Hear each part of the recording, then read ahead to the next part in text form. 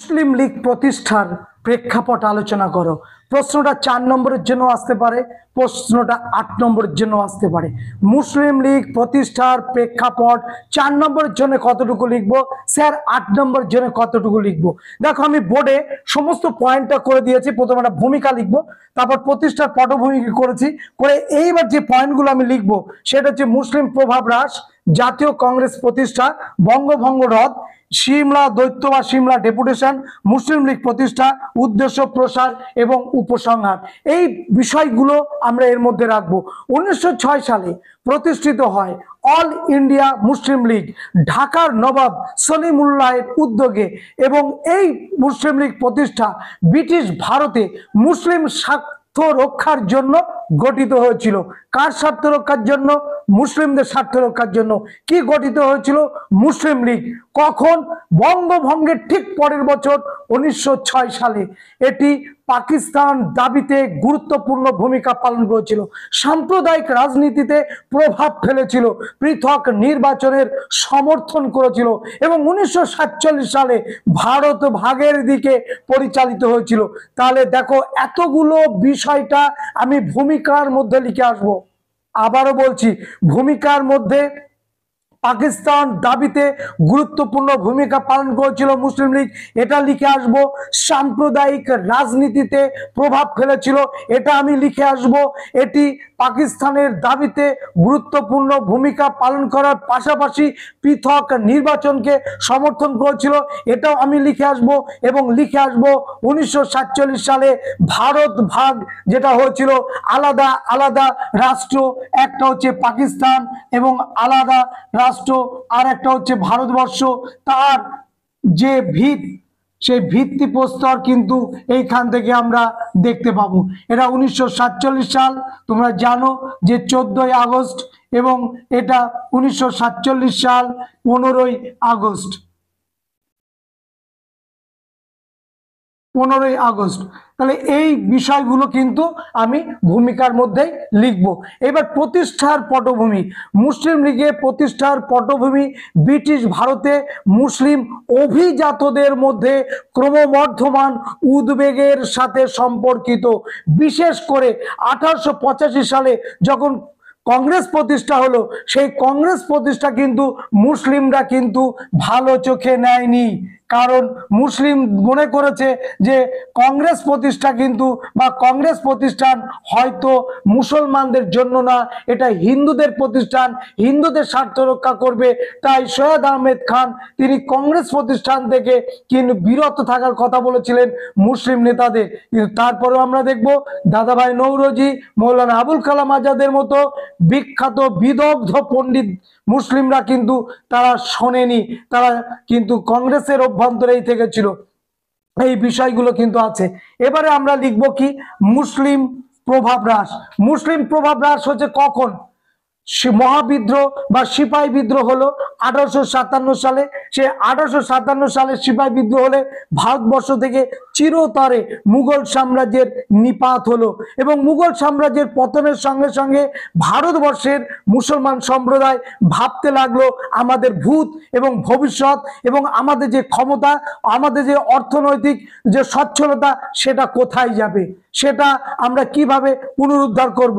কারণ মুঘল সাম্রাজ্যের অভ্যন্তরে এই অভিজাত ব্যক্তিদের আর্থিক দিক থেকে, সামাজিক দিক থেকে একটা সম্মানের জায়গা ছিল। তাদের এই জায়গাটার যখন পতন ঘটলো, তখন ব্রিটিশ শাসন প্রতিষ্ঠার পর এই মুসলমান সম্প্রদায় রাজনৈতিক দিক থেকে, অর্থনৈতিক দিক থেকে শক্তি তাদের কমে গেল। 19বিংশ শতকের শেষ দিকে আরো একটা জিনিস যেটা দেখলাম, সেটা হচ্ছে হিন্দু সংস্কৃতি। এই হিন্দু সংস্কৃতি কিন্তু মুসলমানদের আরো ভয়ের কারণ হয়ে উঠে পড়লো। কারণ হিন্দু সংস্কৃতির জাগরণ ঘটেছিল এই 19 শতকে। যখন হিন্দু সংস্কৃতি ভারতবর্ষের বুকে জাগরণ ঘটলো, মুঘল সাম্রাজ্যের পতন হলো, মুসলিম সম্প্রদায়ের আভিজাত্যতা বা তাদের শাসক শ্রেণীর যে তকমা তাদের গায়ে লেগেছিল এবং যেটা তারা গর্ববোধ করত, সেখানে যখন আঘাত পড়লো, তারা তখন কিন্তু সন্দিহান হয়ে গেল এবং মুসলমানদের কাছে একটা ভীতির কারণ হয়ে দাঁড়ালো। এই বিষয়টা আমরা এই পয়েন্টে লিখে আসবো। নেক্সট, জাতীয় কংগ্রেস প্রতিষ্ঠা কত সালে তোমরা জানো? 1885 সালে বোম্বাইয়ের গোকুল দাস তেজপাল সংস্কৃত কলেজে প্রতিষ্ঠা হয় জাতীয় কংগ্রেস। প্রথম সভাপতি উমেশ চন্দ্র বন্দ্যোপাধ্যায়। 78 জন, কোন বইতে লেখা আছে 79 জন, কিন্তু বিশিষ্ট ব্যক্তিদের নিয়ে এই বোম্বাইয়ের গোকুল দাস তেজপাল সংস্কৃত কলেজে কংগ্রেসের প্রতিষ্ঠা হয় এবং সেই কংগ্রেস প্রতিষ্ঠায় বেশিরভাগ প্রতিনিধিত্ব করেছে তারা কিন্তু সবাই হিন্দু সম্প্রদায়ের মানুষ। যখন এত বড় সংগঠন সারা ভারতবর্ষব্যাপী এই কংগ্রেস সংগঠন গড়ে উঠলো এবং যেখানে হিন্দুদের আধিপত্য বেশি, হিন্দুদের প্রতিনিধিত্বকারী সদস্যের সংখ্যা বেশি, সেইখানে দাঁড়িয়ে কিন্তু মুসলমানরা কিন্তু বিপাকে পড়ে গেল। স্যার সৈয়দ আহমেদ খান ভারতীয় মুসলমানদের এই কংগ্রেসে যোগদানের বিরুদ্ধে সতর্ক করেন। মুসলিম স্বার্থের ওপর তিনি গুরুত্ব দিয়ে এই হিন্দুদের প্রতিষ্ঠান বলে কংগ্রেসকে তারা মান্যতা দিয়ে সৈয়দ আহমেদ খান মুসলিমদের কিন্তু এর থেকে আলাদা থাকার কথা বললেন। এই পয়েন্ট কমপ্লিট। নেক্সট এসো বঙ্গভঙ্গ রদ। হিন্দু মুসলমানের ঐক্যের সম্পর্কের জায়গায় আঘাত করলো ব্রিটিশ সরকার 1905 সালের 16ই অক্টোবর, তোমরা জানো। এবং 16ই অক্টোবর বঙ্গভঙ্গ ঘোষণা করে দিলেন লর্ড কার্জন। যখন 1905 সালে ব্রিটিশের দ্বারা বঙ্গভঙ্গ হলো তখন মুসলিম সংখ্যাগরিষ্ঠ পূর্ব বাংলা অর্থাৎ বাংলাদেশ বা পূর্ব পাকিস্তান মানে বাংলাদেশের হিন্দু এবং মুসলমানদের মধ্যে সাম্প্রদায়িক একটা উত্তেজনা তৈরি হলো, সাম্প্রদায়িক একটা বিভাজন তৈরি হলো এবং এই বিভাজনে তাদের এতদিনের যে হিন্দু মুসলমানের যে ঐক্য, হিন্দু মুসলমানের মধ্যে যে সুসম্পর্ক, সেই সুসম্পর্কটা কিন্তু আমরা দেখব এবার নষ্ট হয়ে যাবে এবং মুসলমানরা কিন্তু একটা মানসিকভাবে হিন্দুদের থেকে আলাদা হয়ে যাবে। এবং শুধু তাই নয়, আমরা দেখব এখানে একটা সাম্প্রদায়িক উত্তেজনা তৈরি হবে এবং সেই সাম্প্রদায়িক উত্তেজনা কিন্তু কমবে না, বরঞ্চ এটা দিন দিন বাড়তেই থাকবে। এইটা কিন্তু এই পয়েন্টে আমরা লিখবো এবং পাশাপাশি আরেকটা জিনিস লিখবো যে এই হিন্দু এবং মুসলমানদের মধ্যে যে সাম্প্রদায়িক উত্তেজনা, সেই সাম্প্রদায়িক উত্তেজনা কিন্তু পরবর্তীকালে জাতীয় আন্দোলনে একটা ভীষণ প্রভাব ফেলবে। মুসলমানদের জাতীয় আন্দোলনে অংশগ্রহণ করার ক্ষেত্রে বা যে কোনো কংগ্রেস দ্বারা পরিচালিত অসহযোগ আন্দোলন, আইন অমান্য আন্দোলন, ভারত ছাড়ো আন্দোলন, সমস্ত আন্দোলনে তাদের একটা নিষ্ক্রিয় ভাব, একটা নিস্তেজ ভাব, এটা কিন্তু আমরা দেখতে পাবো। এইবার চলে এসো সিমলা দত্ত। সিমলা দত্ত বা সিমলা ডেপুটেশন নামে এটা পরিচিত। এটা কত সালে? যে 1906 সালে যে যখন 1 অক্টোবর প্রতিনিধি নিয়ে, কে প্রতিনিধি নিয়ে গেল সিমলা দত্তে? এটা হচ্ছে 1906। 35 জন মুসলিম প্রতিনিধি নিয়ে গেলেন। কে? আগা খা বা আগা খান। কার কাছে গেল? লর্ড মিন্টোর কাছে। মিন্টো তখন কোথায় ছিল? সিমলাতে। সেখানে চলে গেল মুসলিমরা, মুসলিম লীগ চলে গেল। গিয়ে কি বললো? এখানে গিয়ে লর্ড মিন্টোর কাছে গিয়ে কি বললো? বললো যে মুসলমানদের জন্য চাকরির ব্যবস্থা করতে হবে এবং সেটা হবে সংরক্ষণ। যে সংরক্ষণের কথা তোমরা জানো, সংরক্ষণ মানে মনে করো 4টে সিট আছে, তার মধ্যে মনে করো মুসলমানদের জন্য একটা রিজার্ভেশন করে রাখতে হবে, 3টে বাদবাকি সিট হিন্দুদের জন্য। এই রকম রিজার্ভেশনের ব্যবস্থাটা আজও আছে, তোমরা জানো। এসসি, এসটি, ওবিসি, জেনারেল এরকম ভাবে কিন্তু রিজার্ভেশন আছে। মুসলমানদের বলে কিন্তু বর্তমানে রিজার্ভেশনের ব্যাপারটা কিন্তু ততটা নেই। সেখানে ওবিসিদের একটা রিজার্ভেশন আছে মুসলিমদেরও ক্ষেত্রে, হিন্দুদের ক্ষেত্রে, এবং হিন্দুদের এসসি এসটি ওদের ক্ষেত্রেও রিজার্ভেশন আছে। যারা দেশের সৈনিক বিভিন্ন ক্ষেত্রে তাদের রিজার্ভেশন আছে। যাক, এই রকম ভাবে মুসলিমদের জন্য আসন সংরক্ষিত বা রিজার্ভেশন করতে হবে। মুসলমানদের চাকরির জন্য কোনো প্রতিযোগিতামূলক পরীক্ষা নেওয়া যাবে না। পরীক্ষা না নিয়েই মুসলমানদের কিন্তু পরীক্ষা ছাড়াই বিভিন্ন জায়গায় তাদের কিন্তু চাকরির ব্যবস্থা করতে হবে। আর কি বলা হলো? আর বলা হলো যে মুসলমানদের বিভিন্ন জেলা বোর্ড, পৌর বোর্ড, বিশ্ববিদ্যালয়গুলিতে মুসলমানদের প্রতিনিধিত্ব রাখার ব্যবস্থা করতে হবে, পৃথক মুসলিমদের জন্য বিশ্ববিদ্যালয় প্রতিষ্ঠা করতে হবে এবং সামরিক বেসামরিক বিভিন্ন ক্ষেত্রে মুসলমানদের জন্য এবং হাইকোর্টেও মুসলমানদের নিয়োগ করবার জন্য দাবি ওঠে। এই দাবিগুলো কে করলো? মুসলিম লীগ করলো। 1906 সালে 35 জন ভারতবর্ষের অভিজাত মুসলিম তাদেরকে নিয়ে আগা খা সিমলাতে গিয়ে লর্ড মিন্টোর সঙ্গে সাক্ষাৎ করে এই সমস্ত প্রতিবেদন বা এই সমস্ত শর্তগুলো দিল এবং লর্ড মিন্টো তিনি বললেন যে ভারতে মুসলমানদের সংস্কৃতি মুসলমানদের ঐতিহ্য রক্ষার জন্য আমরা বদ্ধপরিকর এবং মুসলিমদের স্বার্থ যাতে সুরক্ষিত থাকে সেদিকে আমরা নজর দেব। যেই বলল ভারতবর্ষের মুসলিম সম্প্রদায় উৎসাহিত হলো, তারা কিন্তু একটা জায়গা পেল যে জায়গা থেকে পরবর্তীকালে সাম্প্রদায়িক বিচ্ছিন্নতাবাদ আরো বেশি পরিমাণে মাথা চাড়া দিয়ে উঠবে। বোঝা গেল কি বললাম? তাহলে লর্ড মিন্টো এই দাবিগুলো শোনার পর এই মুসলমানরা এই প্রতিশ্রুতিগুলো পাওয়ার পর কিন্তু মুসলমানরা কিন্তু তাদের স্বার্থের কথা চিন্তা করে এই কাজে তারা সামিল হয়েছিল এবং সিমলা দত্তের এই গোপন উদ্দেশ্য ছিল ইংরেজদের কাছে অর্থাৎ মিন্টোদের কাছে যে হিন্দু মুসলমানদের বিভেদ সৃষ্টি যদি আমরা করে রাখতে পারি তাহলে ভারতবর্ষে বেশি দিন জাতীয়তাবাদী আন্দোলন দানা বাঁধবে না এবং দানা না বাঁধলে দীর্ঘদিন ধরে তারা ভারতবর্ষ শাসন করতে পারবে। এই কথাগুলো কিন্তু গোপন তার উদ্দেশ্য, সেই উদ্দেশ্যের মধ্যে আমরা পাই। এরপরে দেখো মুসলিম লীগ প্রতিষ্ঠা। কে মুসলিম লীগ প্রতিষ্ঠা করেছে, কোথায় হয়েছে? আমরা দেখেছি 1906 সালে ঢাকার নবাব সলিমুল্লাহর উদ্যোগে কিন্তু যে মুসলিম লীগ প্রতিষ্ঠা হলো এবং বার্ষিক অধিবেশন হলো এবং ঢাকার নবাব খাজা সলিমুল্লাহ কিন্তু এখানে থাকলেন, উৎসাহ দিলেন, অনুপ্রেরণা দিলেন। আগা খান ছিলেন, মহসিন উল মুলক ছিলেন, এই রকম প্রতিষ্ঠাতাদের মধ্যে অন্যতম ছিল। মুসলিম লীগের প্রথম বার্ষিকী যে অধিবেশন করা হয়েছিল সেটা হচ্ছে করাচি এবং মুসলিমদের জন্য যে নির্দিষ্ট ওদের যে সংগঠন সেটা তৈরি হয়েছিল কিন্তু লখনৌতে। লখনৌতে ওদের হচ্ছে সদর দপ্তর। তাহলে সদর দপ্তর কোথায় হলো? লখনৌতে।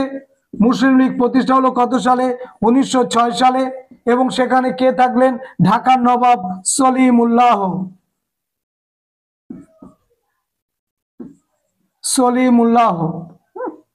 তিনি থাকলেন এবং এর সঙ্গে থাকলেন আগা খানের মতো লোকেরা এবং মহসিন উল মুলকের মতো লোকেরা। নেক্সট পয়েন্ট আমরা কি লিখেছি? উদ্দেশ্য। কি উদ্দেশ্যে মুসলিম লীগ প্রতিষ্ঠা হয়েছিল? এইগুলো তো মুসলিম লীগের কারণ, তো মুসলিম লীগের কারণের মধ্যে আবার উদ্দেশ্য করে আবার কি পয়েন্ট দেব, তাই না? এটা কিন্তু ভাবনাটা আমাদের আসবে এবং উদ্দেশ্যের মধ্যে আমরা লিখব যে ব্রিটিশ সরকারের প্রতি আনুগত্য জানানো।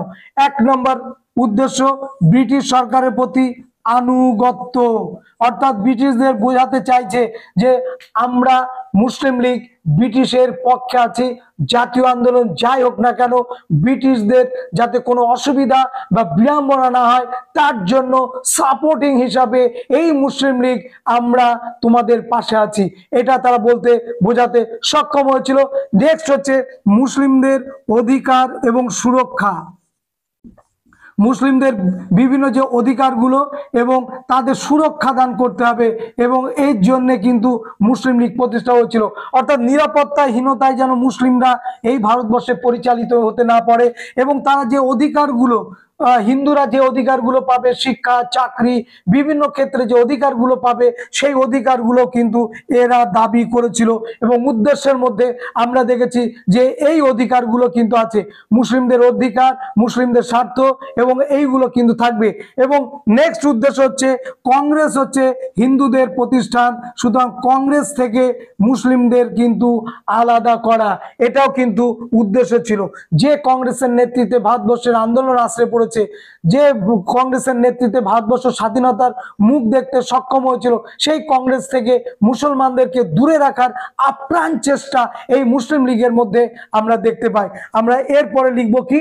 প্রসার এবং তারপরে একটা উপসংহার। প্রসারে আমরা লিখবো কি? যে এই মুসলিম লীগের যে শাখা, সেই মুসলিম লীগের শাখা কিন্তু দ্রুত ভারতবর্ষের বিভিন্ন অঞ্চলে বাড়তে থাকে। যেহেতু সাম্প্রদায়িক, শোনো, সাম্প্রদায়িক কোনো জিনিস ধর্মীয় যখন তার তকমা পেয়ে যায়, সেই সংগঠন কিন্তু এক জায়গায় সীমাবদ্ধ থাকে না।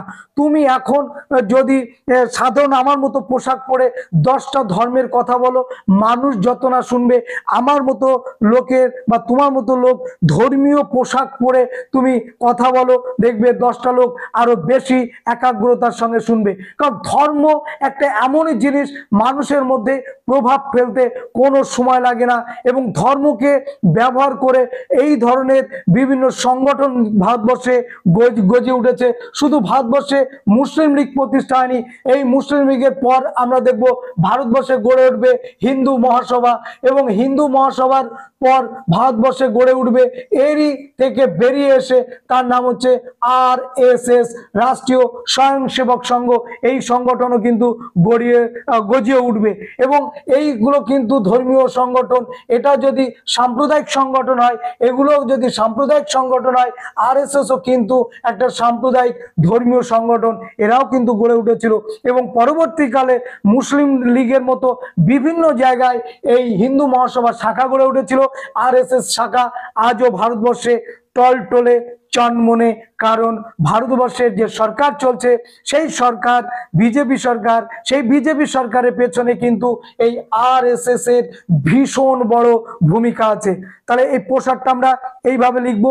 এবং লর্ড মিন্টো যে 1909 সালে লর্ড মিন্টো ভারতবর্ষে মুসলিমদের জন্য পৃথক নির্বাচনের ব্যবস্থা করলেন, ফলে সাম্প্রদায়িক বিভেদ আরো বেড়ে গিয়েছিল। এই কথাগুলো আমরা লিখব, এবং শেষে আমরা লিখব একদম লাস্ট উপসংহারে 2টো লাইন আমরা লিখে আসব, যে মুসলিম লীগ প্রতিষ্ঠার মধ্য দিয়ে ভারতের বিভাজন দ্রুত গতিতে ঘটতে লাগলো, এবং সেই বিভাজনের বিষ বাষ্প হিসাবে পাকিস্তান রাষ্ট্রের সৃষ্টি হলো, এবং তার পরপরই পাকিস্তান থেকে আবার সেই সাম্প্রদায়িক বিভাজনের মধ্য দিয়ে বাংলাদেশের সৃষ্টি হলো। এই কথাগুলো কিন্তু আমরা লিখে আসবো। সুতরাং এই পয়েন্টগুলো তোমরা অবশ্যই করবে, এবং এই পয়েন্টগুলো লিখলে এটা 4 নম্বরের জন্য হবে, 8 নম্বরের জন্য হবে। দেখা হবে নেক্সট ভিডিওতে। সবাইকে ধন্যবাদ।